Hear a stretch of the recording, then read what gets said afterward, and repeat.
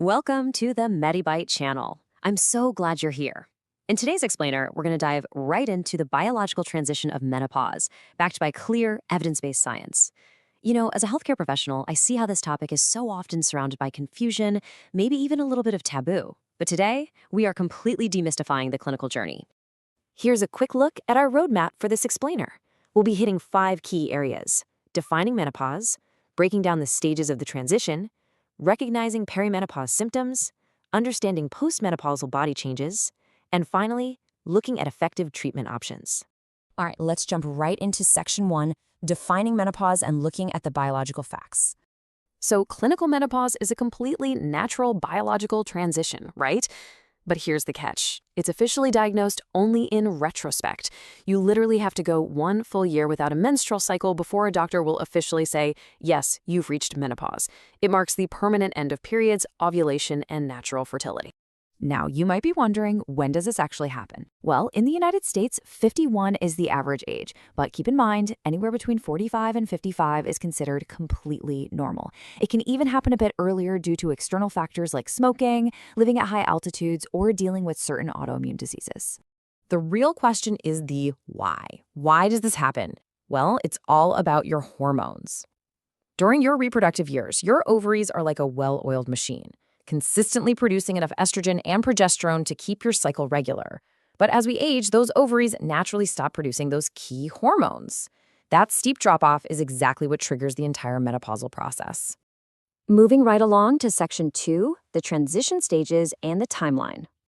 Think of this transition as a multi-stage journey. You start with the reproductive stage, which is followed by the menopausal transition. And get this, that transition can last anywhere from 4 to 8 years. Tucked inside that window is perimenopause. That's the really crucial phase that includes the several years right before and exactly 1 year after your final period. It's during perimenopause that your hormone levels fluctuate wildly before eventually plummeting. After you cross that 1 year mark, everything from then on is postmenopause. That brings us to section 3. Perimenopause symptoms and recognizing the signs. Irregular periods are usually that very first red flag. They might get shorter, longer, way heavier, or you might just skip months entirely. Then come the classic symptoms we hear so much about: hot flashes, night sweats, moodiness, sleep disturbances, and breast tenderness. The really vital takeaway here is that these symptoms aren't just a quick phase. They can last anywhere from 6 months to over 10 years. And speaking of hot flashes, wow, a staggering 75 to 85% of women experience them.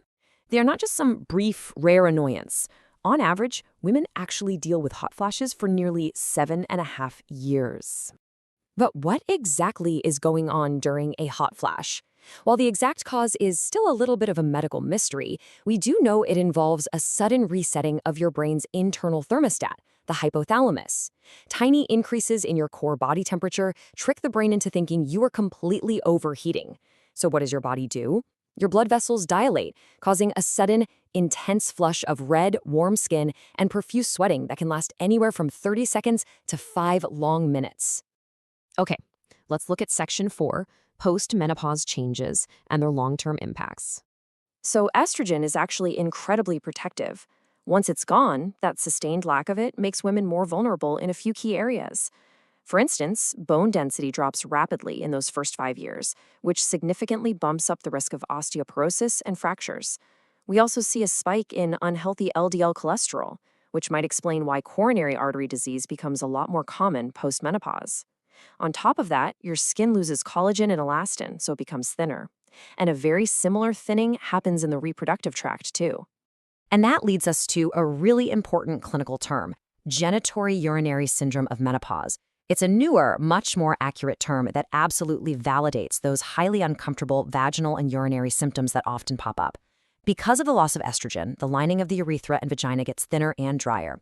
That can lead to painful intercourse and frequent, frustrating urinary tract infections. Simply knowing this term can really empower you when you're having those conversations with your doctor. Finally, we've arrived at section 5, treatment options and getting effective relief. Now, you don't always have to jump straight to medication. There are some fantastic proven non-medical and behavioral approaches. Cognitive behavioral therapy and actually even clinical hypnosis have been shown to provide significant relief for hot flashes. Crazy, right? For bladder issues, targeted Kegel exercises can really improve your pelvic floor control. And for vaginal dryness, just regularly using over-the-counter moisturizers and lubricants can honestly make a world of difference. But hey, what if lifestyle measures just aren't cutting it?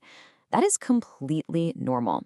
When symptoms are actively disrupting your life, doctors typically look down one of two pharmacological routes: non-hormonal medications or hormone therapy.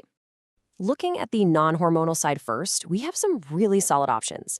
Certain antidepressants, like SSRIs and SNRIs, are actually incredibly effective at knocking down hot flashes while also managing mood changes.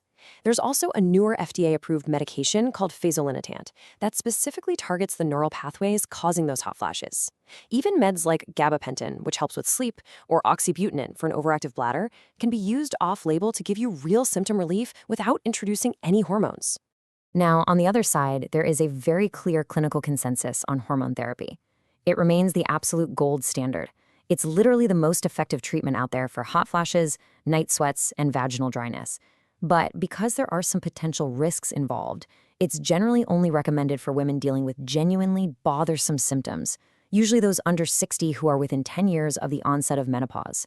When your doctor talks to you about combination hormone therapy, they'll walk you through a detailed risk-benefit analysis. On the plus side, it aggressively targets symptoms and is a powerhouse for preventing osteoporosis. But on the risk side, it can increase the likelihood of blood clots, stroke, and it does slightly bump up breast cancer risk after about 3 to 5 years of use. It also increases dementia risk if started over the age of 65. So it is a highly individualized decision based entirely on your unique medical history. Actually, there's a really crucial distinction we need to make here too: estrogen alone versus combination therapy. Basically, estrogen alone is only prescribed if a woman has had her uterus removed through a hysterectomy. If you still have a uterus, taking estrogen by itself actually increases the risk of endometrial cancer. Because of that, a progestogen absolutely must be added, making it combination therapy to protect that uterine lining. Before we wrap up, I've got to give you a quick heads up about compounded bioidentical hormones. You'll probably see some heavy marketing out there for these custom-made plant derivatives, but please be wary. Their production is not well regulated, and there is absolutely zero clinical evidence showing they are safer or more effective than standard FDA-approved hormone therapies. Always stick with the thoroughly tested treatments, for sure. So menopause is definitely complex, but remember, it is an entirely natural transition. Understanding the biological why behind what your body is going through is the very first step toward reclaiming your quality of life. I leave you with this. How will you use this new understanding to prioritize your health and have truly empowered, evidence-based conversations with your doctor?